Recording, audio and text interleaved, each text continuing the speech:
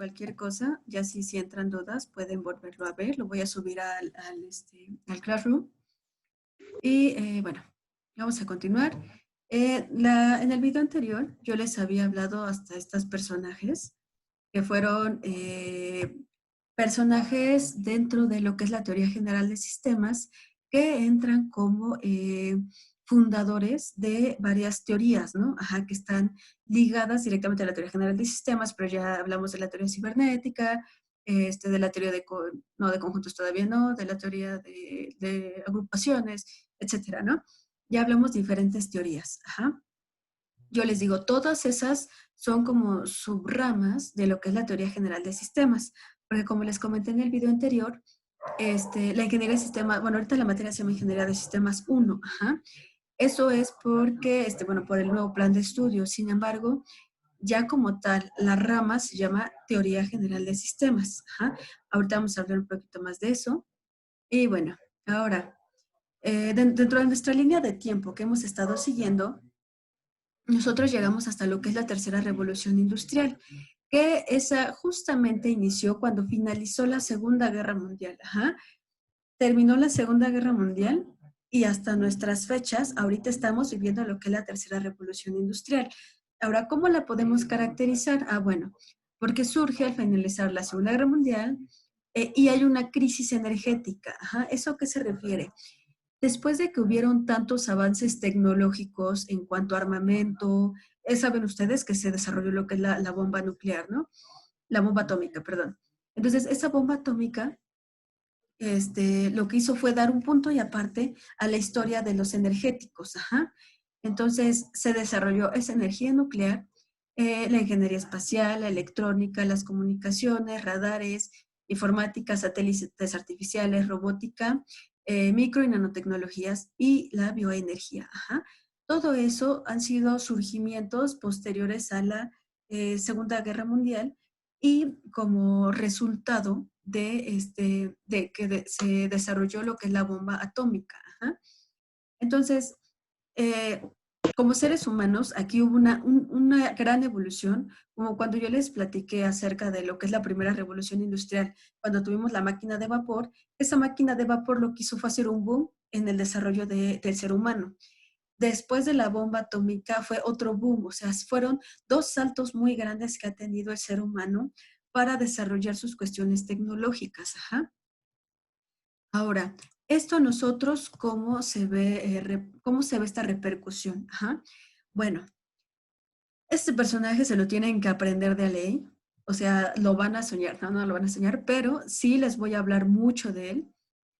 Su nombre es Ludwig von Bertalanffy.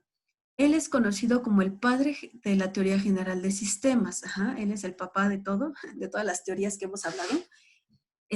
Así como cuando les hablé de Aristóteles, que a pesar de que ya venía de la escuela de Sócrates y de Platón, y ya él fue el que definió lo que era la metafísica, así él igual, ¿no? Bertalanffy lo que hizo fue de que, bueno, vio que habían muchas teorías esparcidas, y él lo que hizo fue desarrollar la teoría general de sistemas que conjunta todas esas teorías que estaban esparcidas, ajá. Y lo que hizo fue tratar de desarrollarlos, darles un enfoque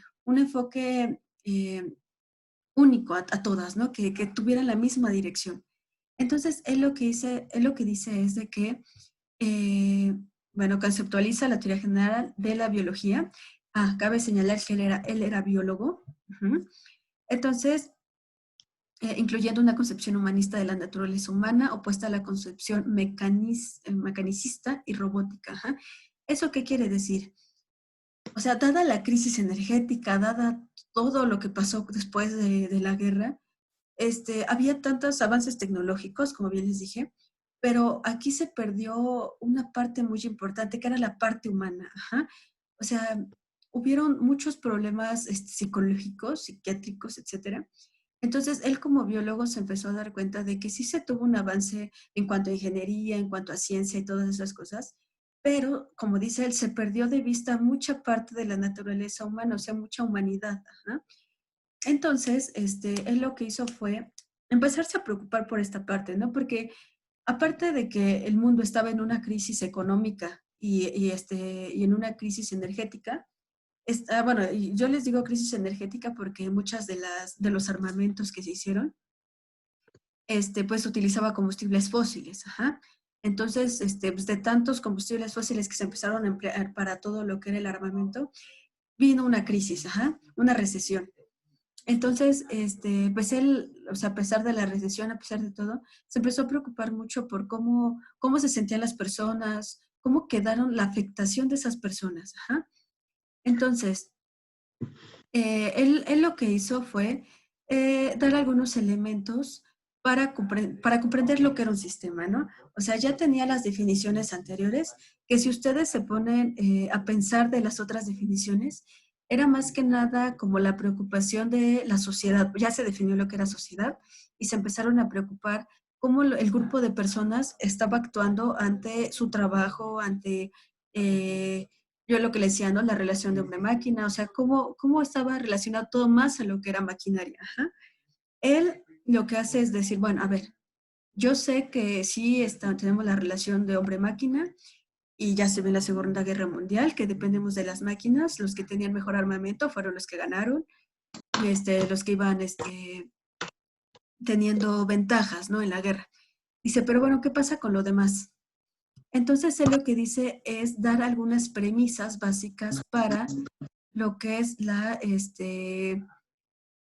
¿cómo se llama? Lo que es un sistema. Ajá. Entonces, dentro de esas premisas define estas tres. Dice que los sistemas existen dentro de sistemas. Ajá. Es decir, que vamos a, como les decía en el video, ¿no? Que vamos a tener nuestro sistema creado por diversos subsistemas. Y nos decía que los sistemas son abiertos. ¿Esto qué quiere decir? Ustedes de sus clases de principios de termodinámica, no sé cuál es la que lleven con su plan de estudios, creo que es principios de termodinámica. Ustedes ya definieron lo que es un sistema abierto, un sistema cerrado y un sistema aislado. Ajá. Entonces, ¿quién de ustedes me puede decir qué es un sistema abierto? Me parece que un sistema abierto son los sistemas que pueden interactuar con el medio que los rodea. Uh-huh. Así es, muy bien tu definición. Los sistemas abiertos, como dice su compañero, es los que tienen una interrelación con el entorno. Ajá. Entonces, aquí, pues por eso decía, ¿no? A pesar de que yo quiera analizar un sistema, puedo analizar un sistema aislado y un sistema cerrado, ajá, pero todos los sistemas van a ser abiertos. De principio todos son abiertos, ya dependiendo cómo yo los quiera ir analizando y cómo va a ser el entorno en el que yo los esté estudiando, ajá. Pero de inicio todos los sistemas son abiertos. Y el tercer punto es de que las funciones de un sistema dependen de su estructura. Ajá. Tal vez ustedes me dicen, bueno, ¿y cuál es su estructura, no? Ahorita vamos a hablar un poquito más de eso, de la estructura de los sistemas. Ahora, él algo que nos dice es de que vamos a buscar encontrar la correspondencia o isomorfismos entre sistemas de todo tipo, lo que es un modelo de sistema general compatible con modelos de diferentes disciplinas. Bueno, a esto, ¿alguien ha escuchado la palabra isomorfismo?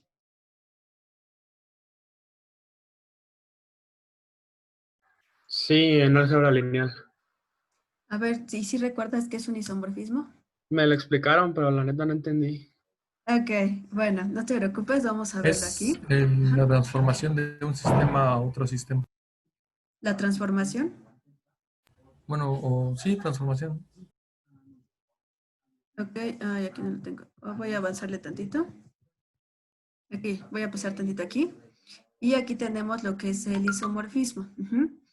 Entonces, aquí, como tal, esta definición nos dice que un isomorfismo es la idea de captar la misma estructura cuando hay relación entre dos estructuras matemáticas. O sea, sí va a haber una relación, ajá, entre esas estructuras, como dice su compañero, pero para poder entender lo que es un isomorfismo es cuando nosotros tratamos de llevar algo, un esquema, hacer un esquema general, ajá. O sea, no particular, un esquema general para entender muchos sistemas. ¿Eso qué quiere decir? Ustedes en termodinámica, por ejemplo, vieron que era el ciclo de Carnot. ¿Sí recuerdan que era el ciclo de Carnot? Que era el de la máquina ideal. Ajá. Sí, la un poquito, bueno. el sistema Carnot lo que nos decía es de que una máquina ideal está compuesta de esta forma y así es como funciona una máquina. Ajá. Era el principio fundamental de cómo funciona una máquina. Sin embargo, es un sistema aproximado de cómo tienen que funcionar todas las máquinas, porque como su nombre lo dice, es ideal. Ajá. Entonces, nosotros si queríamos resolver algún problema, lo teníamos que llevar a una máquina de Carnot para poder resolverlo, ¿no? Entonces, eso es un isomorfismo. Tratar de llevar una idea, una idea, transformarla a algo más simple, ajá. O sea, llevarla a algo más simple. Por ejemplo, también, si queríamos saber el comportamiento de los gases, pues teníamos la fórmula del gas ideal, pero esa es una idea general, ajá. Entonces ya llevamos algo particular a eso para poderlo resolver. Entonces, eso es lo que hace, ¿no? Captar esa misma estructura, ¿no? Cuando hay una relación. ¿Mm? ¿Sí quedó claro esa parte? ¿Cómo se define? O sea, ¿qué significa el isomorfismo? O sea, tratar de llevar algo que no conocemos, a algo entendible, así de simple. Ajá. Bueno, espero que sí, nadie me contesta. Quiero pensar que No, sí lo sí, entendí. sí quedó claro, sí quedó ¿Sí? claro. Claro. Sí. Ah, de acuerdo. Bueno, entonces, Ludwig von Bertalanffy lo que hizo fue decirnos, nos está diciendo aquí, ¿no? Que dependen de su estructura esos sistemas, ¿no? Esos sistemas también les dio ciertas características, ¿no? Dice, bueno, un sistema tiene que tener estas 5 características, ¿no? Entonces es, bueno, a ver qué características, ¿no? Pues bueno, nos dice lo que es la homeostasis, la sinergia, la interrelación, la equifinalidad y la negentropía. La homeostasis nos dice que es el equilibrio dinámico entre entradas y salidas, lo que permite en el sistema cambios continuos a la vez que predominan condiciones relativamente uniformes. Bueno, aquí lo que nos está diciendo es de que si yo veo mi sistema como un proceso de transformación, no sé, vamos a hablar esto más adelante, espero no confundirlos, pero por ejemplo, si yo tan solo, ¿no? Ustedes van a licuar, a hacer un licuado. Entonces, ustedes van a meter los ingredientes para su licuado. Si lo quieren de fresa, por ejemplo, meten las fresas, la leche, azúcar y lo licúan y van a obtener pues ya lo que es su sustancia, ¿no? Esa sustancia ya la cual ustedes van a ingerir. Ahora, tiene que haber un equilibrio, ¿no? O sea, no va a aparecer licuado de más. Tal vez sí, yo sé que cuando lo muelen de repente parece que aparece, que se incrementa, ¿no? Pero eso es debido a que entran partículas de aire, entonces eso hace que se vea un poquito más espumoso, ¿no? Sin embargo, es la misma cantidad. Eso quiere decir que lo mismo que metió la licuadora es lo mismo que está saliendo, solamente que en otro estado está saliendo por medio de una mezcla que yo hice, ¿no? Entonces, es lo que nos dice, ¿no? Que la homeostasis es esa relación que hay entre las entradas y las salidas. No voy a crear materia, no voy a tener sustancia de más aquí, en este caso de mi licuado. Lo mismo que metí es lo mismo que voy a sacar. Ajá. Entonces, esto es lo que nos está diciendo, ¿no? Que las entradas tienen que ser igual a las salidas, ¿no? Entonces, ustedes también lo vieron en termodinámica, que es el principio de conservación de la materia. Ajá. Lo mismo que entra es lo mismo que sale, pero tal vez con otras características. Eso es la única diferencia.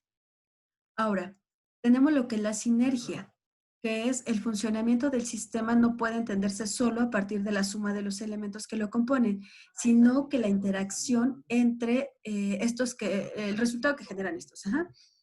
Entonces, ¿esto qué quiere decir? Ah, bueno, si seguimos con el ejemplo del licuado, tengo todos esos componentes con los que yo hice mi licuado, ¿no? Si yo quisiera analizar nada más, todo por separado, las fresas, la leche, el azúcar y todo lo que le puse, entonces no voy a obtener un licuado, ¿no? Porque estaría yo diciendo que lo estoy analizando por separado, entonces ahí no tendría como tal un sistema, estaría aislando todo, ¿no? Entonces lo que nos dice la sinergia es de que todos esos elementos con los que yo estoy haciendo mi licuado van a interactuar entre sí para poder formar lo que yo estoy esperando, que en este caso es el licuado, ¿no? Entonces, lo que aquí nos está diciendo es que tiene que haber una interrelación entre estos elementos. Ajá. Ahorita, pues bueno, estamos viendo el ejemplo con el licuado, pero si ya nosotros lo vemos no sé, en sus materias, ¿no? Que llevan ustedes de la carrera. Bueno, tiene que haber una sinergia entre todas esas materias, porque hay veces que, bueno, ahorita ustedes apenas están teniendo sus primeras materias ya referente al, a lo que es ya la ingeniería aplicada, ¿no? Ya tuvieron todo lo que es ingeniería básica, pero aunque hayan tenido ingeniería básica, va a haber relación, una interrelación, o mejor dicho, va a haber esa sinergia, porque aparte de esa interrelación, va a haber esa sinergia entre la interacción de las materias que llevaron en el anexo con las que van a llevar aquí. Por ejemplo, yo les comenté que en una materia, perdón, en un tema vamos a ver lo que es álgebra lineal prácticamente, ¿no? Que es el Gauss-Jordan, ¿no? Que ustedes ven en álgebra lineal. Entonces, aquí, para que ustedes puedan comprender, pues necesitan tener esa interacción con esa materia de álgebra lineal con ahorita ingeniería de sistemas 1. Eso es la sinergia, ¿ja? Esos elementos necesitan esa interacción para que puedan considerar su sistema, para que puedan entenderse, ¿no? Ya en una agrupación. Ahora, vamos a tener lo que es la interrelación, que nos dice las reglas de relación determinan cuáles son las interacciones prioritarias entre los componentes del sistema y cuáles deben ser evitadas. Ajá. ¿Esto qué quiere decir? Bueno, como les decía, ¿no? Entre los componentes que están formando mi sistema hay que ver cuáles son las que sirven para mi sistema, ¿no?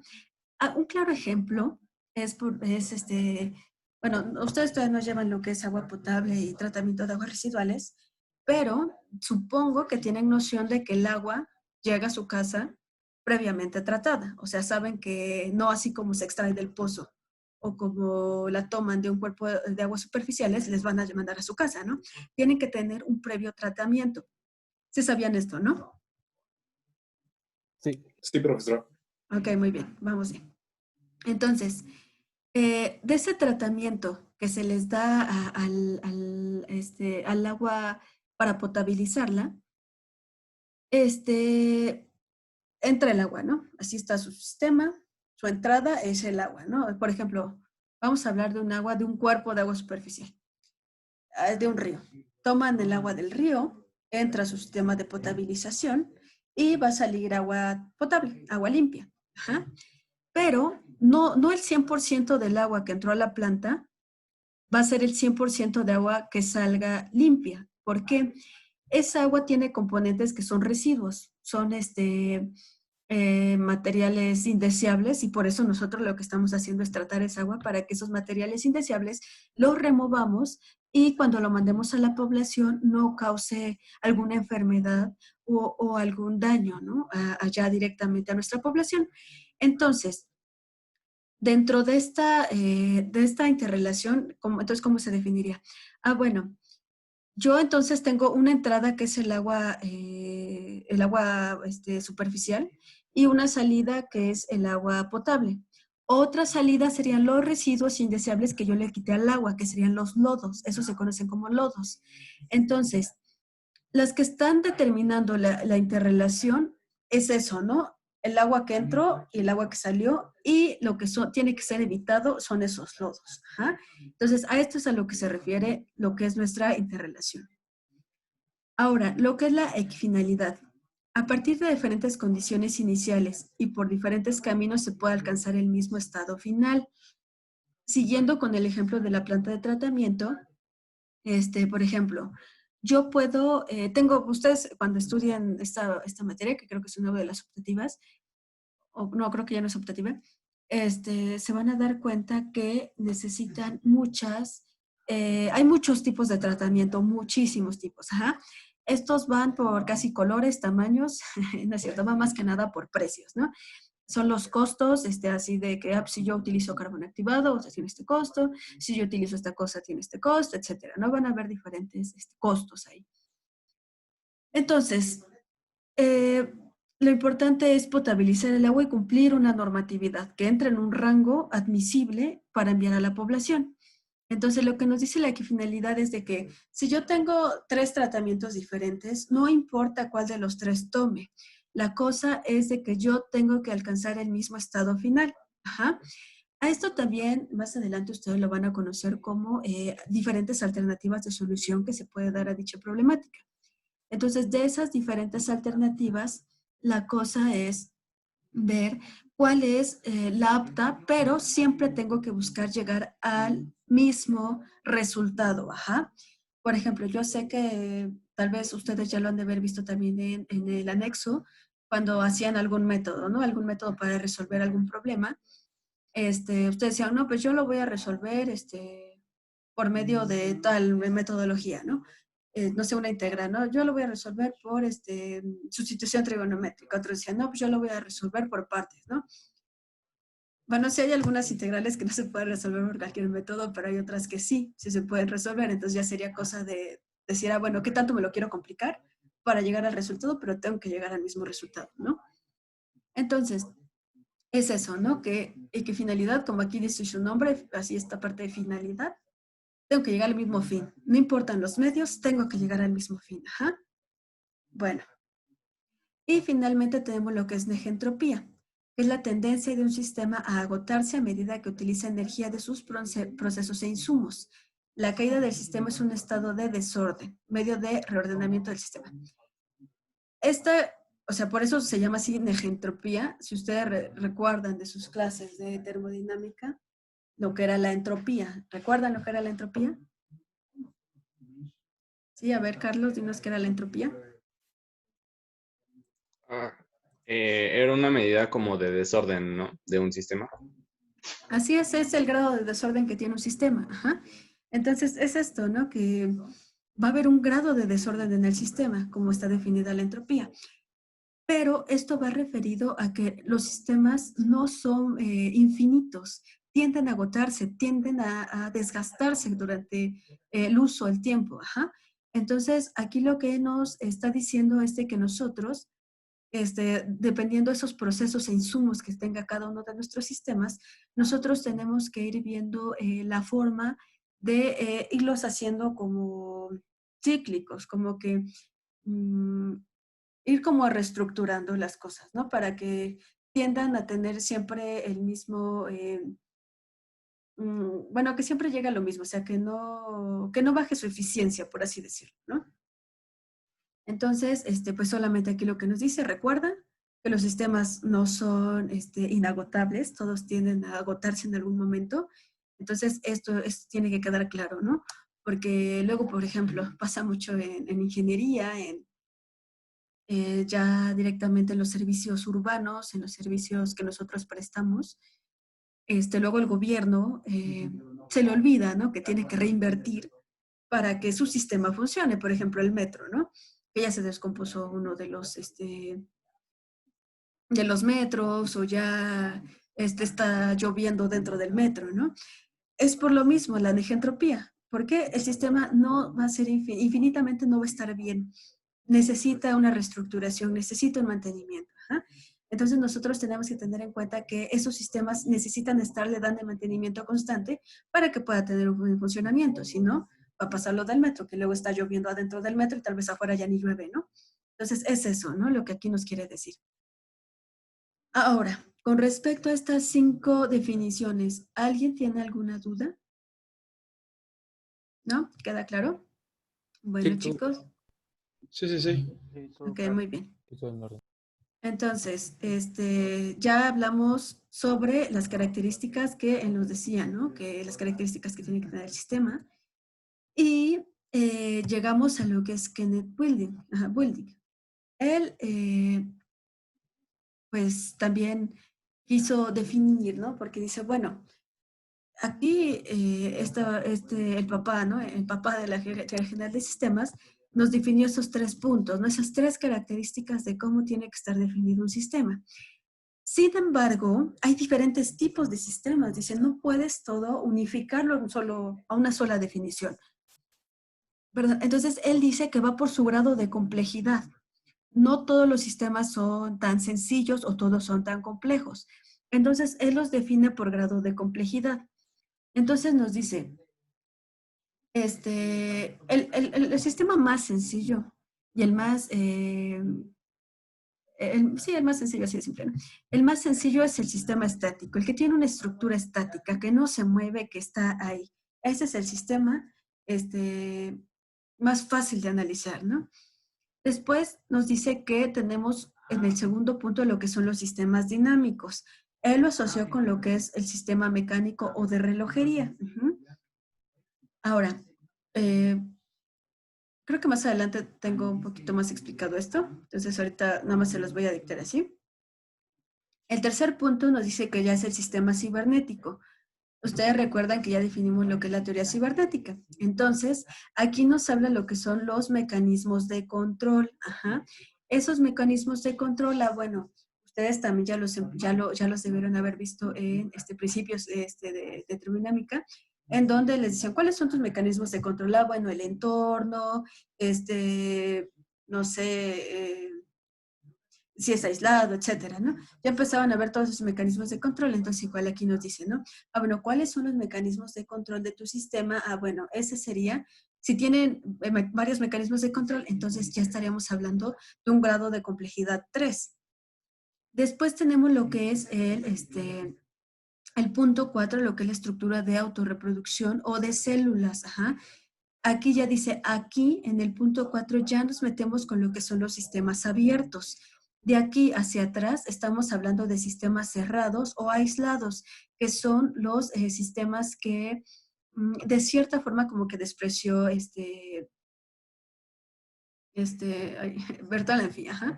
Bertalanffy eso los despreció y él empezó aquí de todos son abiertos, ¿no?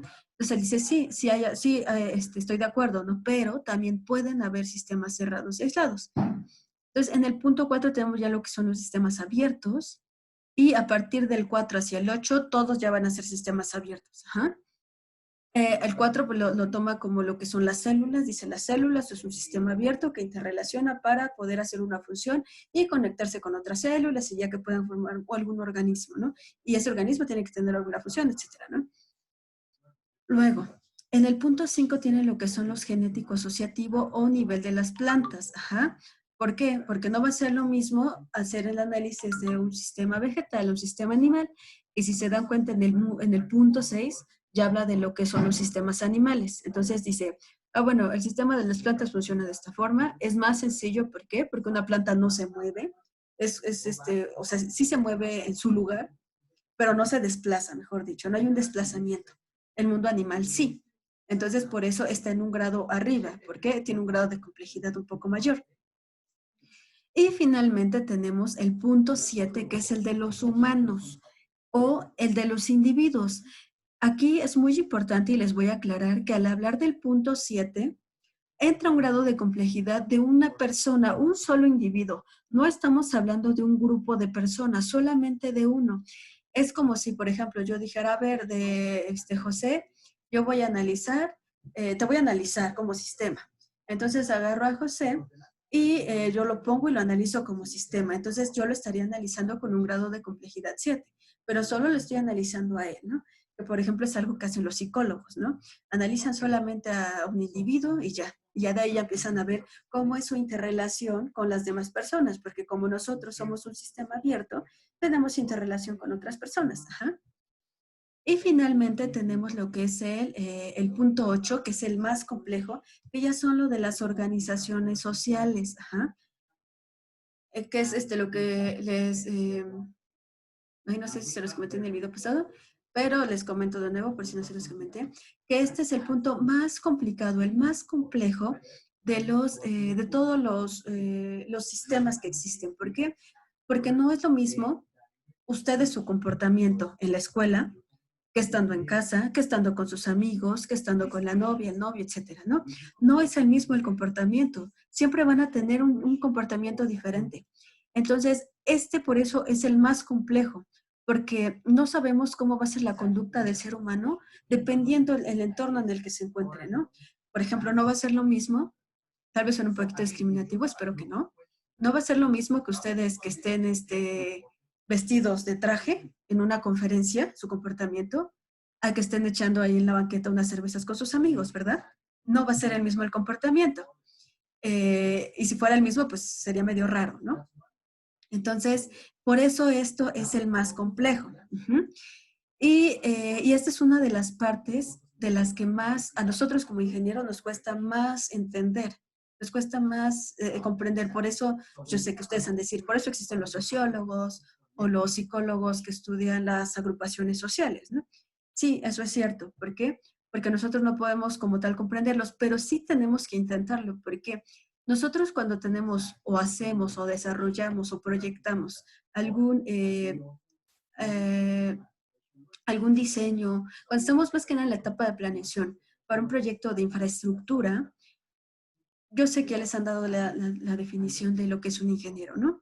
Entonces, yo sé que ustedes van a decir que un ingeniero está aquí para solventar, para mejorar la calidad de vida de las personas prestando los servicios, ¿no? Bueno, diseñando, proyectando servicios que las personas necesitan o requieren, ¿no? Entonces, obviamente, si ustedes dicen, bueno, es que yo voy a llevarles agua potable a cierto grupo de personas, pero si esas personas no quieren eso, o no sé, por ejemplo, lo que pasó en el nuevo aeropuerto, ¿no? De Texcoco. Pues la idea era mejorar el servicio de aterrizajes y despegues que había en el actual aeropuerto Benito Juárez. Sin embargo, no hubo aceptación social, todo fue rechazo. Entonces, pues aquí pues fue el problema, ¿no? Que no se pudo hacer entender, no se tuvo esa comprensión o entendimiento humano de esa organización social. Ajá. Por eso aquí ustedes se dan cuenta que para nosotros es muy importante esta parte de las organizaciones sociales, porque si tenemos un proyecto, y ha pasado, o sea, aunque no me lo crean, yo sé que ustedes tal vez ahorita están pensando, cuando salga de la ingeniería, voy a trabajar, voy a tener mi oficina, voy a construir, voy a hacer esto, el otro. Pero imagínense que ustedes les dicen, ¿sabes qué? Te vas a ir a la sierra más alejada de Oaxaca o de Chiapas y te vas a ir a poner esto, ¿no? Ustedes van, pues sí, agarran su mochilita, su material y se van. Y de repente llegan y resulta que la gente no los quiere. Y ha pasado que hasta los apedrean, los sacan, ¿no? Hasta con machetes ahí correteando a los pobres ingenieros. Entonces, imagínense, eso es por no haber hecho un estudio previo de esta parte de las organizaciones sociales, ¿no? Entonces sí es muy importante y tienen ustedes como ingenieros que tener mucho cuidado, ¿no? Y también de no estarse metiendo en donde sea, ¿no? Yo sé que pues, trabajo es trabajo, pero también no se expongan tanto, ¿no? Primero es estudiar esta parte, cómo está. Si hay una aceptación, le entro. Si no, ¿sabes qué? Ahí nos vemos, ¿no? Y también les platico que, por ejemplo, no solo en las sierras, ¿no? Porque van a decir que ya estoy discriminando a las personas de las sierras, no. Esto también pasa muchísimo en el norte del país, y donde se tienen muchos grupos, ¿cómo llamarlos? Narcotraficantes. Ahí ha pasado muchísimo, ¿no? Porque igual ustedes llegan a hacer sus proyectos, pero aquí ya son zonas que pues tienen dueño, o que no lo queramos ver así, ¿no? Entonces, si ustedes solamente llegan así por llegar, pueden meterse en muchos problemas, ¿no? Entonces, sí es muy importante esta parte social, ¿no? Ver cómo está en cada punto del país para que ustedes también puedan saber a qué se enfrentan. Sí es muy bonita la ingeniería, la parte técnica es muy bonita, pero siempre nos vamos a encontrar con la parte social, ¿no? Que prácticamente nosotros pues no la vemos mucho en la carrera. Yo lo veo, bueno, ahorita a los que entraron al final de mi clase, cuando estaba pasando lista, doy la clase de planeación. Ahí es donde ya estudiamos un poquito más a fondo esta parte, pero pues igual no podemos hacernos expertos en las organizaciones sociales, ¿no? Pero sí es importante que la tengamos en cuenta. Y bueno, ahora, ya hablando de estos dos personajes que fueron los que culminaron en la que es la teoría general de sistemas, entonces, de estas agrupaciones, porque bueno, obviamente Bertalanffy lo que hizo fue así de, pues sí, vamos a tomar parte de lo que dijo Kenneth Wilding y vamos a hacer una definición, ¿no? Porque pues ya él definió lo que era la teoría general de sistemas, entonces nos dice, mira, la teoría general de sistemas es la ciencia general de totalidades, las cuales hasta ahora eran consideradas como un concepto vago, confuso y metafísico. Eso lo expliqué en el video pasado, lo que era la metafísica. En su forma elaborada será una disciplina lógico-matemática, pero aplicada a diversas ciencias empíricas con independencia de sus contenidos. Ajá. A ver, vamos a razonar esto. ¿Y quién me puede decir qué entiende con esto? ¿Qué quiere decir? A ver, tomo a alguien al azar. A ver, Luis Luna, no te veo. ¿Estás ahí o ya te dormiste? Aquí estoy, profesora. ¿Puedes prender tu cámara? Claro. Es que no tengo tan buen internet, por eso la... Ah, ok. Ah, ya te vi. Ok, a ver. ¿Qué le entiendes a esto? ¿A la frase? Ajá, esta definición de lo que es teoría general de sistemas. Pues que antes eran consideradas como algo que no era, o sea, que era como, pues como dicen, ¿no? Un concepto vago, pero que ya después fue siendo como más aplicable a cosas y que ya fue convirtiéndose como, o sea, fue aplicándose a diferentes ciencias empíricas. Ajá. Ajá, ¿seguro? Sí, A algo ver, así. Algo a así ver, entiendo. ¿quién le ayuda? A ver, Guadalupe Nayeli. Ay, perdón, me agarré botando. A ver, ayúdale a tu compañero un poquito. Pues es como, bueno, sí, lo que dijo de que antes era como un concepto vago, pero bueno, ahorita no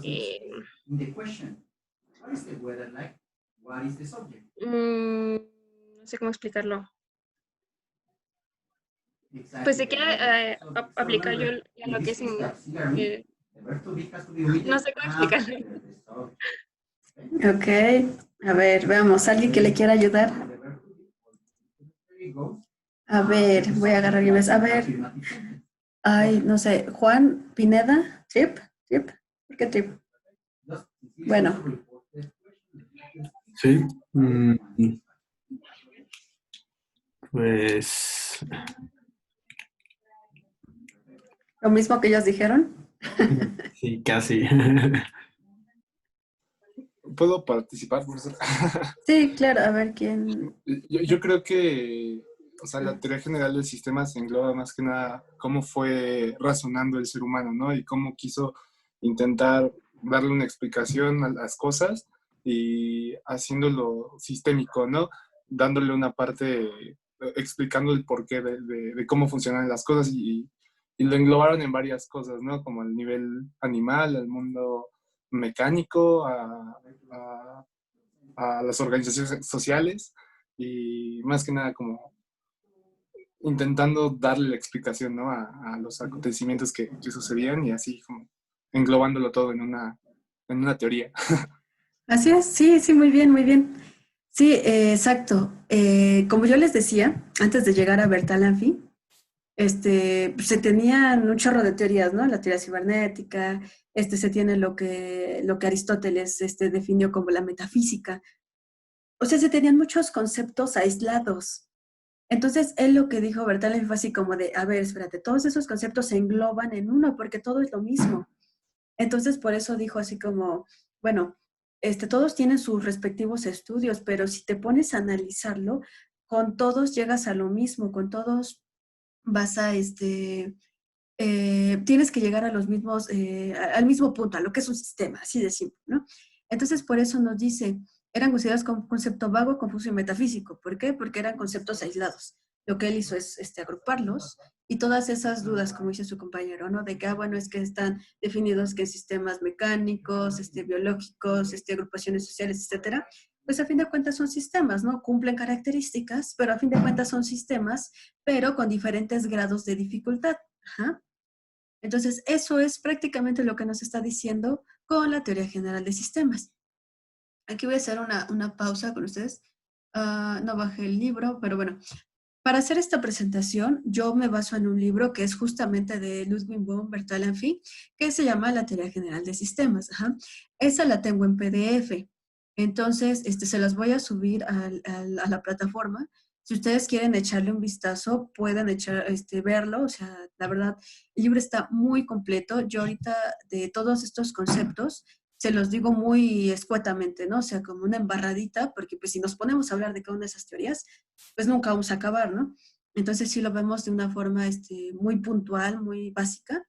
Ya si a ustedes les gusta esto y les gusta leer acerca de esto, adelante, yo les paso el libro y lo pueden leer. Yo para sacar estas diapositivas leí el libro y de ahí saqué los puntos importantes, ¿no? Que consideré para que ustedes pudieran, bueno, comprenderlo con mayor facilidad. Ajá.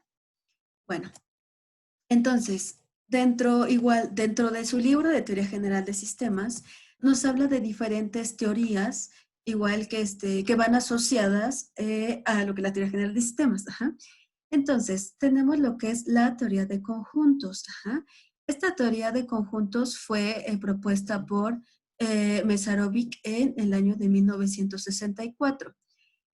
Ahora, en esta teoría de conjuntos, ustedes yo sé que ya lo vieron desde la prepa, no tengo muy...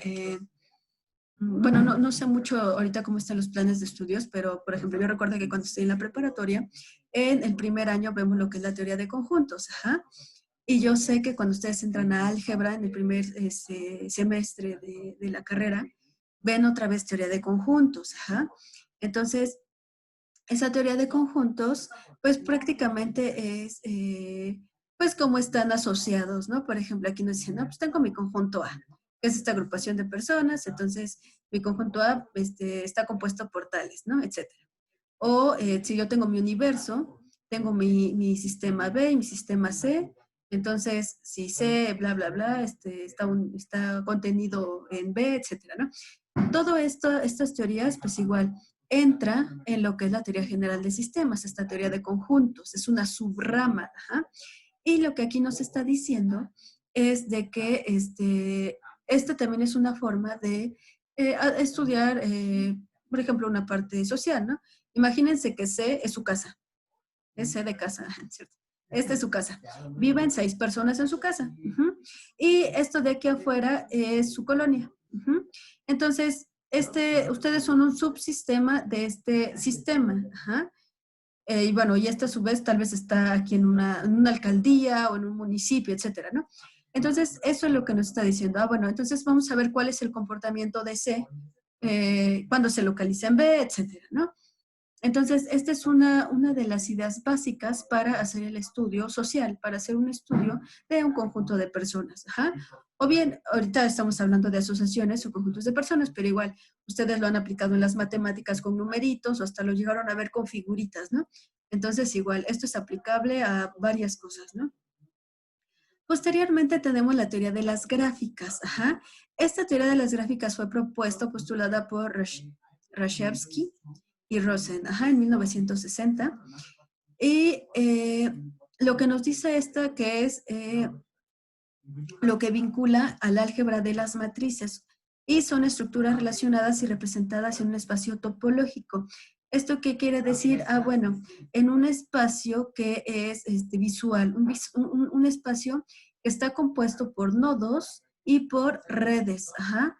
Estas redes o líneas son las que unen a cada uno de estos nodos. Ajá. Este esquema ustedes lo vamos a ver en el tema 3, cuando llegamos a redes. Ajá. Y lo van a ver a lo largo de la ingeniería cuando hagan algún método de resolución, por ejemplo. No sé si ya llevaron estructuras isostáticas o si ya lo estén llevando, pero bueno, ahorita en isostática solamente es, por ejemplo, analizar una viga con sus apoyos, etc. Ya cuando entren a, por ejemplo, estructuras metálicas o estructuras de concreto, bueno, pues ya estaríamos viendo tal vez todo un edificio, ¿no? Donde los nodos van a ser tal vez, donde estén las articulaciones y la parte de las líneas o arcos van a ser directamente lo que son sus columnas y sus vigas, ¿no? O bien, si hablamos de un sistema de agua potable, bueno, estas serían lo que son sus puntos en donde estén la unión entre tuberías, ajá, etcétera. Entonces, casi todas las representaciones que ustedes vean en ingeniería ya aplicada, va a ser de esta forma. ¿Por qué? Porque es una forma más sencilla de representar gráficamente algo que estén ya analizando para posteriormente hacerlo matemáticamente. Ajá. Entonces, esto es muy importante, es otra de las teorías que entra en la teoría general de sistemas y que ayuda mucho a ver de forma visual, ¿no?, el comportamiento. Bueno, después tenemos lo que es la teoría de juegos, que es postulada por von Neumann y Morgenstern, donde se ocupa del comportamiento de los jugadores supuestamente racionales a fin de obtener ganancias máximas y pérdidas mínimas gracias a las estrategias. Es decir, estos términos nosotros los vamos a ver en el siguiente tema.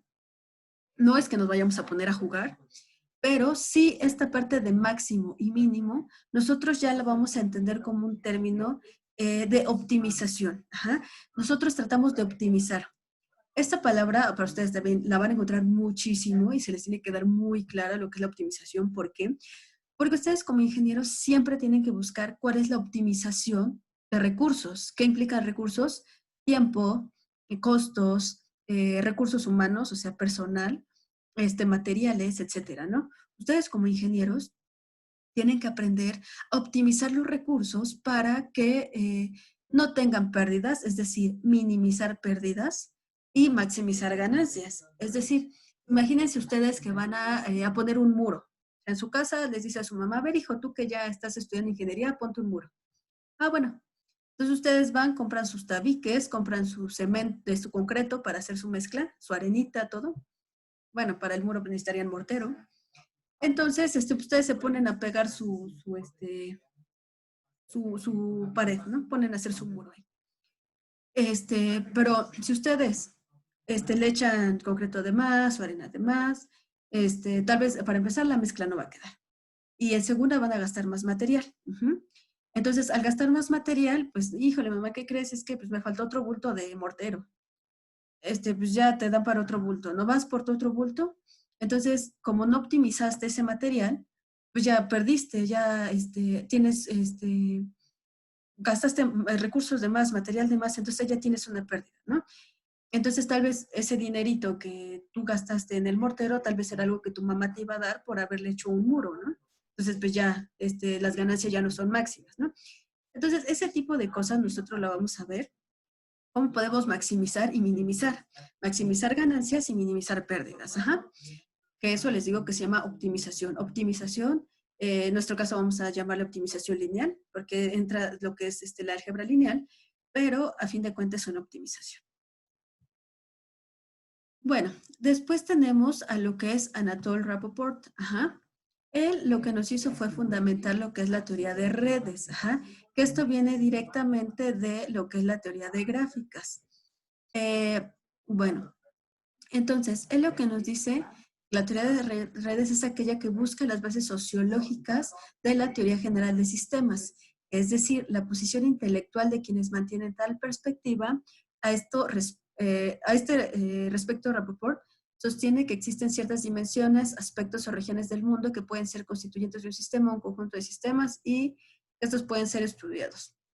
En fin, ¿no? Está un poco largo esto. Lo que nos quiere decir es de que igual, nosotros para poder estudiar un sistema y hacerlo de una forma más simple, pues es verlo por medio de redes. Ajá. Esto, pues prácticamente es lo mismo que esto, de la teoría de gráficas, solamente que es como una forma actualizada, que es la teoría de redes. Y de hecho, por eso en el tema 3 que tenemos en nuestro temario se llama teoría de redes. Ajá. ¿Por qué? Porque, bueno, aquí ya nos está haciendo una colindancia con la teoría de conjuntos, la teoría de gráficas, la del comportamiento, etc.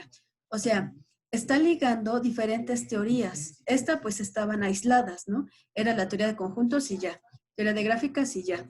Entonces, la teoría de redes nos dice, no, pues es la teoría de conjuntos y de gráficas juntas. O sea, tienen una interrelación esas dos teorías que forman la teoría de las redes. Ajá. ¿Sí queda clara esta parte? Sí, profesor. Sí. Ok, de acuerdo. Bueno, posteriormente llegamos a lo que es la teoría cibernética. Ajá. Entonces, para la teoría cibernética tenemos que es la teoría de los sistemas de control basada en la comunicación. estudio científico del control y la comunicación en el hombre y la máquina. O sea, aquí, bueno, igual tenemos otra vez ese concepto de hombre-máquina. Entonces, dentro de esa teoría cibernética, lo que nos está diciendo es cuál es ese comportamiento del hombre para ya entrar, para ver cómo es la comunicación entre tanto las personas y utilizando ya medios mecánicos. Es más que nada eso, ya utilizando medios mecánicos. Como dice aquí, aporta la idea de circularidad, los procesos circulares que originan los procesos de retroalimentación de un sistema que permite incorporar la noción de estabilidad o de morfoestasis con retroalimentación negativa y la morfogénesis o desviación positiva. O sea, es decir, yo sé que en la primaria ustedes vieron lo que es el circuito del habla. Creo que también en la secundaria y la prepa lo volvieron a ver. Entonces, para que un circuito del habla sea, sea bueno, tiene que haber una retroalimentación. Es decir, por ejemplo, ahorita yo les estoy hablando a ustedes, ¿no? Bueno, ahorita es una clase, ¿no? Entonces sí sería un poquito más complicado que estemos platicando. Pero bueno, ustedes en casa, ¿no? Con su familia. Tal vez ustedes le platican algo, ¿no? Pues me fue a fin de mi clase, que bla, bla, bla. Su mamá les pregunta, ¿y qué hiciste? Etcétera, ¿no? Entonces se empieza a ver una retroalimentación, o se empieza a ver esa comunicación. Entonces eso es a lo que se refiere. Hay un circuito, algo circular que hace que esto fluya, que empiece a funcionar de manera cíclica, de manera uniforme. Entonces, esto, vamos a ver, va a hablar más adelante un poquito de esto, de que lo que es la retroalimentación y estos términos de desviación positiva. Eso ya lo vamos a ver de forma gráfica. Ahorita de momento son cómo se tiene ese comportamiento. No solamente ahorita en el habla, ¿no? También en el comportamiento, por ejemplo, de las máquinas, de los procesos. Esta parte de los procesos es muy importante y es uno de los principios que se tiene ya en la ingeniería de sistemas con respecto, perdón, a al funcionamiento ya de una empresa. Por ejemplo, si nosotros queremos saber, ¿no? ¿Cómo se fabrica la cerveza? Bueno, todo es por medio de una serie de procesos. Yo meto la cebada, la meto en un reactor. Dentro de ese reactor, bueno, empiezo a llevar la fermentación, tiene un movimiento, sale ya lo que es el líquido ya directamente de la cebada. Entonces, ese líquido ya lo paso a otro sistema, ¿no? Donde yo lo voy a llevar durante 30 días para que se pueda ahí destilar y todo, etc. Entonces, bueno, son diferentes cosas, ¿no? Son diferentes procesos y ya una vez al final yo obtengo lo que es mi cerveza, ¿no? Y otra vez inicio el ciclo. Entonces, a eso se refiere esto. O sea que eso es el principio del funcionamiento de los procesos. Entonces, de todo lo que son los procesos viene lo que es la teoría cibernética. Y bueno, aquí ya nos explica también lo que es el isomorfismo y el homomorfismo. Ya explicamos lo que es el isomorfismo. Y el homomorfismo es cuando ocurre una transformación de muchos a uno, aplicando una máquina compleja. Lo reduce a un isomorfismo. Es decir, yo puedo tener diferentes sistemas aislados que tal vez no son similares, pero no son lo mismo. Entonces yo para poderlos entender los llevo a un isomorfismo. Que el isomorfismo decíamos que es ya una estructura que yo tengo de forma general que yo puedo aplicar a cualquier cosa, ¿no? Entonces yo llevo diferentes factores particulares a algo que yo ya hice que es más general, pero que es aplicable y que me puede solucionar. Esto también nosotros lo podemos ver ya matemáticamente cuando ustedes resuelven algún problema, ¿no? Por ejemplo, ahí va, se me ocurre un ejemplo que vamos a ver más adelante, pero los voy a confundir. Por ejemplo, en probabilidad. ¿Ya llevaron probabilidad? ¿Sí? Ok. Cuando llevaron probabilidad, ustedes tenían diferentes formas para resolver sus probabilidades, ¿no? Entonces, les decían problemas así como, Juanito tiene 5 monedas, entonces, ¿cuál es la probabilidad? Si las mete en una bolsa, ¿cuál es la probabilidad que saque una moneda de 10? No sé. Y ese era uno, ¿no? Y el otro le decía así como, de Chuchita tiene 20 bolsas Entonces, ¿cuál es la probabilidad de que cuando agarre una bolsa agarre la más bonita? No sé. Entonces, son cosas diferentes, son cosas totalmente diferentes. Pero a fin de cuentas yo la voy a resolver con una probabilidad. Digo, pues saco un Gauss Jordan. Ah, no, perdón, que no se aplica Gauss Jordan. Saco con una campana de Gauss para ver cuál es la probabilidad de que Chuchita o que Juanito saque la moneda o la bolsa. O sea, eso ya o sea, ir de unos homomorfismos, porque son cosas completamente diferentes, pero lo estoy resolviendo con lo mismo, ¿no? Con una probabilidad. A eso se refiere. Ajá, ¿sí queda claro esta parte? Sí, ok. A ver, vamos a ver sus caritas si no tienen confusión. Miguel González. Sí, sí, queda claro. Ok, vale. Profesora, yo tengo una pregunta. A ver, ¿quién habla? Yo, Gabriel. Ah, Gabriel. Ajá. ¿A qué se refiere ahí cuando habla de morfoéstasis con retroalimentación negativa y morfogénesis o desviación positiva? Eso, se los explico, vamos a verlo otra vez más adelante. Esto, les digo, es más que nada como para los procesos. O sea, este es como un estado, bueno, así si lo vemos así, morfo es forma, estasis pues es el estado. O sea, ¿cómo decirlo? Como ¿cómo decirlo?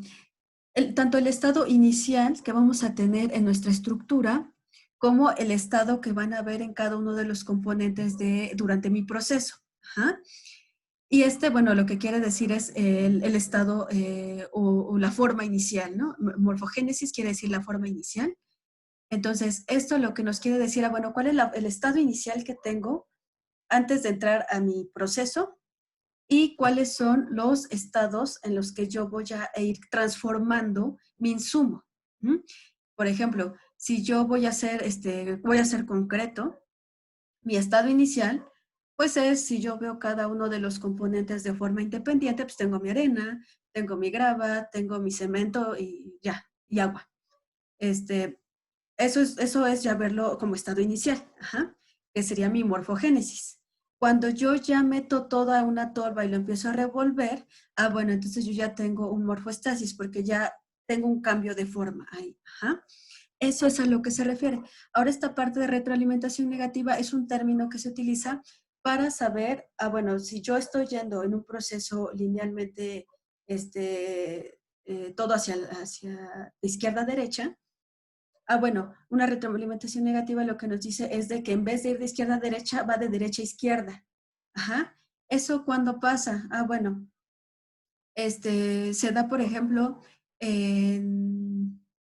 regresando al ejemplo de aguas residuales, perdón, de potabilización de agua, yo les decía, tengo mi proceso, tengo mi entrada y mi salida. Pero dentro del mismo sistema tengo una retroalimentación. ¿Por qué? Una retroalimentación negativa. ¿Por qué? Porque tal vez no todo el agua que sale ya es para irse, ¿no? Yo también necesito agua dentro de mi sistema para hacer funcionar el sistema.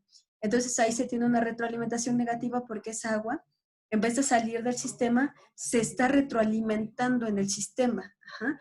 Eso es a lo que se refiere.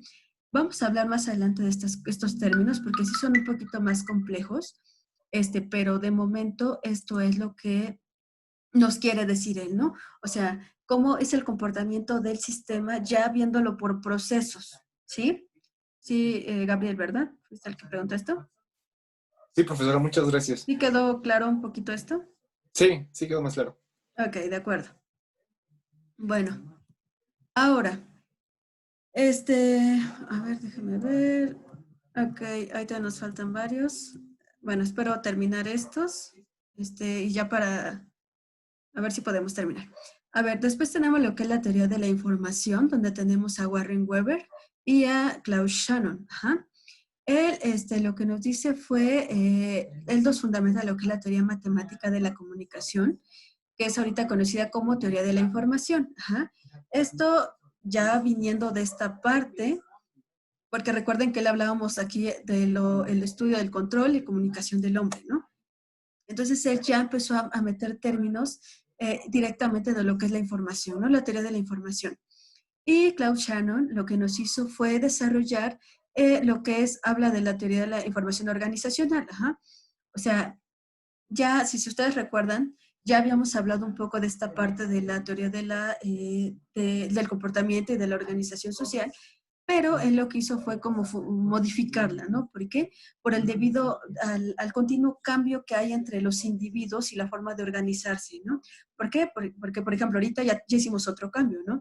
Ya no estamos tomando las clases presenciales, ya son en línea, entonces ya hay un nuevo cambio, ¿no? Entonces, él es a lo que se enfocó, ¿no? A ese cambio que hay en cuanto a la organización del hombre. Y bueno, finalmente, bueno, ahorita voy a hablar de otros, pero no menos importantes, pero él sí es más importante. Llegamos a lo que es Chekland. Ajá. Chekland es también un personaje muy importante porque ya ven que Building definió en 8 diferentes tipos de sistemas dependiendo del grado de complejidad. Él lo que hizo fue así como de, ok, estoy de acuerdo con todos ustedes y me parece muy bonito todo lo que están haciendo, pero está todo revuelto, o sea, no puedo mezclar lo que es el hombre y la máquina, o sea, sé que trabajan en conjunto, pero a fin de cuentas el comportamiento es diferente, o sea, no puedo mezclarlo de la manera. Así como, es como decir que ustedes estén mezclando sus sentimientos con su Xbox, que bueno, muchos se encariñan con su Xbox, ¿no? Pero son cosas totalmente diferentes, ajá. Entonces él lo que hizo fue decir, bueno, vamos a definirlo en 2 partes. Tenemos lo que son los sistemas suaves y lo que son los sistemas duros. Ajá. Entonces, los sistemas suaves van a ser esa parte que él dice, su propósito es hacer explícitas y acomodar las perspectivas diferentes de la situación del problema. ¿Ok? Dicen, tal vez eso no lo entendí. ¿Ok? Escalas temporales, espaciales de su comportamiento dinámico entre procesos de aprendizaje y desarrollo. ¿Ok? Tampoco lo entendí. Ok, vamos a hacerlo de forma más simple. Nosotros tenemos algo que se llama cuando algo es cuantitativo y cuando algo es cualitativo. Cuando es cuantitativo con N, cuantitativo, es algo que podemos cuantificar, algo que podemos contar. ¿Ah? Es decir, algo que podemos resolver de forma matemática. O sea, con el simple hecho de decir, bueno, voy a contar a mis alumnos y me pongo a contarlos y digo, bueno, ahorita hay 29 personas aquí en la sala, entonces, pues ya es algo cuantitativo, ya cuantifiqué cuántas hay. A decir que es algo cualitativo, o sea, ver sus cualidades, decir, por ejemplo, fulanito trae un suéter azulito, sutanita trae un suéter rosita, o verde, o amarillo, ¿no? Eso ya es ver su cualidad. Ajá. Entonces, eso es a lo que se refiere. Los sistemas suaves van a ser los sistemas cualitativos, los cuales ven las cualidades, los cuales pueden desarrollarse por medio del pensamiento, una forma más abstracta de solucionar las cosas. Ya si nosotros lo vemos de forma ya aplicada así a su vida diaria, cuando ustedes van a estudiar, hay muchos que luego hacen un mapa conceptual, un mapa mental, hacen sus diagramitas, ¿no? Eso es un sistema suave, algo donde ya entran lo que son los modelos conceptuales, mapas mentales, etcétera, ¿no? Que ponen las cualidades, que ponen las características de algo sin meterse a detalle. Y por su parte, los sistemas duros, como aquí dice, son los encontrados en las ciencias físicas, es decir, las ciencias exactas. Ajá. O sea, un sistema duro ya va a estar más asociado a lo que son las disciplinas matemáticas, físicas, etcétera, ¿no? A las que ya ustedes dicen, ¿sabes qué? Si yo aplico tal fórmula, voy a resolver tal cosa, ¿no? Ese es un sistema duro, ¿no? Entonces, esas son las 2 características. Los sistemas suaves son los sistemas que nos van a dar las cualidades y los sistemas duros son los que nos van a dar las cantidades. Ajá. Entonces, ustedes como ingenieros, lo que aplican en su vida diaria, en su vida profesional, en sus materias de ciencias básicas, de ingeniería aplicada, van a ser sistemas duros. Ajá. Cuando ustedes estén resolviendo un modelo para una estructura isostática, van a estar aplicando un sistema duro. Cuando ustedes estén estudiando para un examen o que alguien les diga, ¿sabes qué? Hace un mapa mental de esto. Bueno, va a ser un sistema suave. Ajá. ¿Sí quedan claras estas 2 características? Sí. ¿Sí? Ok, sí. bueno. ¿Profesora? Sí, profesora. Chekland no pertenece a ninguna teoría, entonces. No, No, él lo que hizo fue organizar los sistemas en dos partes, en sistemas suaves y sistemas duros. De hecho, él, ya hablando un poquito así de historia, él era obrero, él trabajaba en una fábrica. Ajá. Entonces, él se empezó a preocupar porque las personas eran muy ineficientes en su empresa. No había una eficiencia porque no sabían comprender el funcionamiento de las máquinas. Ajá. Entonces, él empezó como a observar a las personas, ¿no? Cómo se comportaban. Entonces se dio cuenta que no pueden definir como tal siempre una relación de hombre-máquina, como lo han definido las demás personas, ¿no? Él dijo, no, ¿sabes qué? Es que una cosa es el entender y la forma de ver las cualidades de las personas y otra ya es su razonamiento para aplicar. Ujú. Entonces él lo que hizo fue observar cuáles eran las cualidades de las personas. Entonces por medio de sus cualidades ya se dio cuenta en dónde sería más fácil, en qué área ellos podían trabajar. Y eso les funcionó muchísimo. De hecho, en la empresa en la que estaba, pues empezó a ser más eficiente, la producción empezó a ser más, más alta. Entonces ya después de ahí, pues así casual, se fue a estudiar a una universidad, publicó un libro y se hizo famoso. Y nos dividió esto en sistemas suaves y sistemas duros. Ajá. Pero eso fue desde observar a las personas, que ver que no todos tenemos las mismas cualidades para resolver un problema. Y las cualidades se van de algo más abstracto, más complejo. Ajá. Por ejemplo, yo sé que a ustedes les va a costar tal vez un poquito más entender los temas que vamos a ver más adelante, ¿no? Pero otros tal vez no. Y eso va a depender de las cualidades de cada uno. O sea, no les voy a decir, es que cómo es posible que no entiendas. No, es porque no todos razonamos de la misma forma, ¿no? Tal vez unos de una metodología sí entiendan, pero de otra no. Lo mismo es en lo que él dijo, ¿no? Entonces, él por eso lo dividió en estas dos partes, en sistemas suaves y sistemas duros. Y bueno, vamos a terminar de ver esta tablita porque está asociada a lo que dijo Checkland y yo creo que ya la dejamos hasta aquí. En donde nos dice que tenemos las características de los sistemas suaves y los sistemas duros. Los sistemas suaves, como bien les dije, nos dice cuál es la situación de estudio. Ajá. Es decir, que tenemos algo no estructurado, tenemos una problemática. Ajá. ¿Eso qué quiere decir? Por ejemplo, si a ustedes yo les digo, a ver, necesito que vengan aquí a mi casa a entregarme todos sus exámenes. Esa es una problemática. Y es una situación de estudio, o sea, ¿cómo le van a hacer para llegar? Obviamente no van a sacar su lapicita y se van a poner a hacer una ecuación para poder llegar a mi casa, ¿no? O poder llegar a la escuela si yo les digo, los veo en CU a tal hora. No van a hacer o hay una integral, ¿no? No, ustedes van a decir, bueno, mi problema es de que ahorita hay COVID y cómo me voy a desplazar hasta la universidad para poderles llevar a la maestra la tarea o el examen, ¿no? Entonces, aquí ya tenemos algo no estructurado. O sea, es un problema que ustedes lo van a ver pues, dependiendo a pues, la forma de ustedes solucionarlo, pero es más como aplicable a una toma de decisiones. Ajá, así de simple, una toma de decisiones. Y un sistema duro, por su parte, es algo ya estructurado, bien definido. Siguiendo, por ejemplo, con los sistemas isostáticos, a ustedes les puedo decir, ¿sabes qué?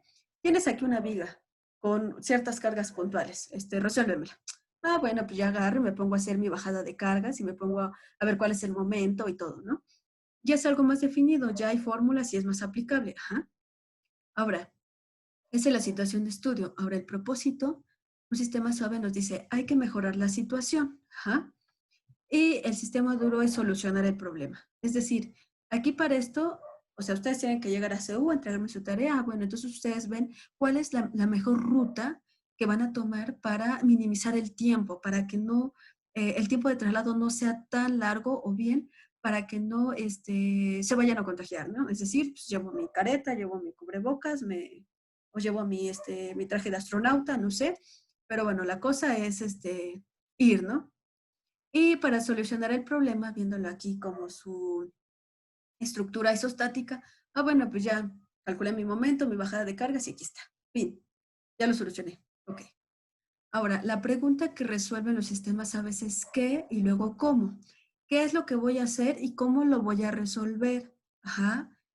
Y los sistemas duros no me dice, ¿cómo lo vas a resolver? Pues bueno, lo voy a resolver con pues con una fórmula tal. Fin. Bueno, ¿qué es lo que me piden? No, pues ir a Seúl. ¿Cómo voy a ir? Pues en camión. Ya. Ajá. Aquí no resolví algo matemáticamente, aquí sí.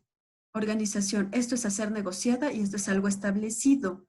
¿Qué quiere decir esto de hacer negociada? Bueno, si yo voy a ir a un, no sé, necesito resolver un problema de agua potable a una población, ¿no? Entonces, como yo no sé cuál es como les comentaba hace rato, ¿no? Tengo que ir a resolver el problema de agua potable de una sierra bien alejada de Oaxaca. Entonces, bueno, ¿cómo la voy a resolver? Pues esto dependerá mucho, tanto políticamente, socialmente, qué es lo que me permiten a mí como ingeniero hacer. Entonces yo doy mis propuestas y políticamente me dicen, no, ¿sabes qué? Está muy caro, yo no te voy a dar dinero. Y socialmente me dicen, ¿sabes qué? Estás loco, aquí no me vas a meter maquinaria, ¿no? O bien, ¿sabes qué? Bueno, sí, pero siempre y cuando pase esto, ¿no? Entonces, por eso es hacer negociada, ¿no? ¿Por qué? Porque todavía es algo abstracto, todavía no se tiene como tal una metodología de decir, siempre si hago esto, la población va a estar feliz y me va a decir que sí a todo. No, ajá. Por eso esto dice hacer negociada. Y los sistemas duros, por su parte, es algo establecido. Hago un formulazo, aplico una fórmula y listo, ya lo resolví. Tal vez lo digo de una forma sencilla, ¿no? Pero yo sé que si les ponen una integral directa o una integral trigonométrica, no van a decir, pues así de simple, ya en 2 pasos la saqué. No, obviamente también tiene su complejidad, pero ya tiene sus fórmulas para sacarlo, ¿no? Ahora, modelos. Los modelos son las diferentes formas que yo tengo para solucionar algo. Ajá. Aquí voy a tener lo que son los modelos conceptuales, ajá, o sea, es decir, puros conceptos, puras formas de que yo pueda dar esa lluvia de ideas, ¿no? De analizar. Y por otra parte, tengo los temas sobre lo que son los analíticos o lógico-matemáticos, que yo bien como les decía, tenemos lo que son las fórmulas. Después tenemos lo que es la jerarquía de sistemas, en donde el sistema es visto a través de varios sistemas contenedores. ¿Esto qué quiere decir? Pues bueno, yo analizo todos los subsistemas que existen para que yo pueda solucionar algo. Ajá. Y los sistemas duros, por su parte, dice que solo pertenecen a un sistema. Ajá. Entonces, aquí esto van a ser varios subsistemas, esto va a ser solo un sistema. Ajá. Lo que es la ontología, no les expliqué lo que es la ontología, pero aquí lo tenemos, vamos a verlo de rápido. La ontología, la parte de la metafísica que estudia el ser en general y sus propiedades. Creo que sí la había visto en el video, en el otro video. Entonces, bueno, ¿cuáles son las propiedades de los sistemas suaves? Bueno, que son relativistas y la realidad es el problema. Ajá. O sea, es como decir, no hay una solución como tal. Todo relativo, en realidad puede ser bueno, puede ser mala, dependiendo del lugar donde se esté aplicando. Y los sistemas duros, su visión es algo realista. Es decir, la realidad es sistémica. Es decir, ¿sabes qué? Esto se resuelve así, de forma sistemática y no hay más. Ajá.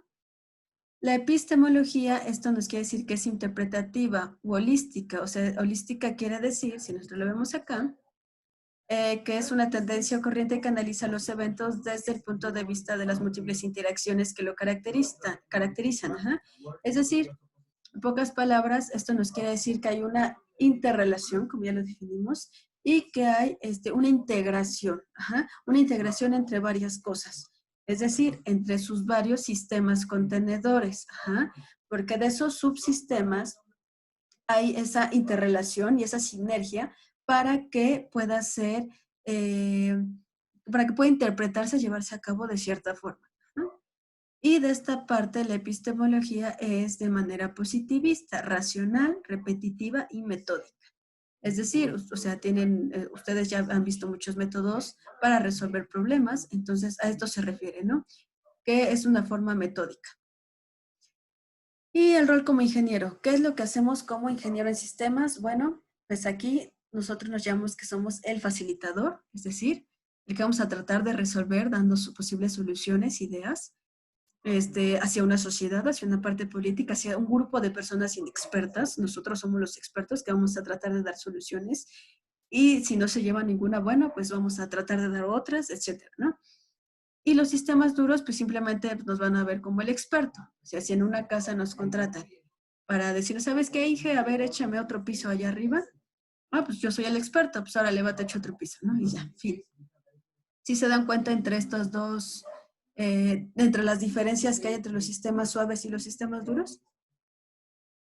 Entonces, generalmente, a pesar de que el papá de la teoría general de sistemas es Ludwig von Bertalanffy, en nuestros casos de estudios en la facultad y en muchas universidades, lo desarrollamos por medio de Checkland. Checkland, como nos divide los sistemas suaves y duros, entonces así es como aquí en la facultad los estudiamos. Entonces, para este curso, nosotros nos vamos a enfocar a los sistemas duros. Vamos a optimizar de esta parte, vamos a ver todo, cómo se están definiendo estos sistemas duros.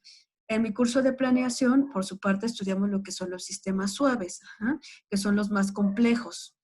Entonces, para este curso vamos a estudiar esto. Entonces, por eso sí es importante que esto sepamos diferenciar, ¿no? Uno con respecto al otro. Es muy sencillo porque en esto, como les digo, es algo matemático, o sea, es algo que se echan formulazos y ustedes nada más es cosa de razonar con qué fórmula lo van a aplicar. Entonces, vamos a dejar hasta aquí.